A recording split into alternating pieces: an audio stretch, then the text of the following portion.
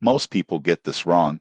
They think Monify is just a quick cash app. The surprising truth in 2026 is that Monify has grown into a versatile financial platform, offering early wage access, installment plans, and spending insights to help you manage money smarter. Here's how it works. Monify allows you to access a portion of your earned wages before payday, usually within hours. This feature is ideal for covering unexpected expenses, emergencies, or urgent bills without turning to high-interest credit cards. Monify also provides installment options for eligible purchases, letting you break payments into smaller, more manageable chunks for easier budgeting. The app comes with a user-friendly dashboard that tracks advances, upcoming payments, and overall spending habits. Notifications and reminders help you stay on top of your payments, making it easier to avoid late fees and maintain financial discipline. The downside? Overusing Monify can become costly. Frequent advances or missed payments accumulate fees, and relying too heavily on the app may hide deeper financial challenges. Tips for responsible use. 1. Only request advances or installments you can afford to repay. 2.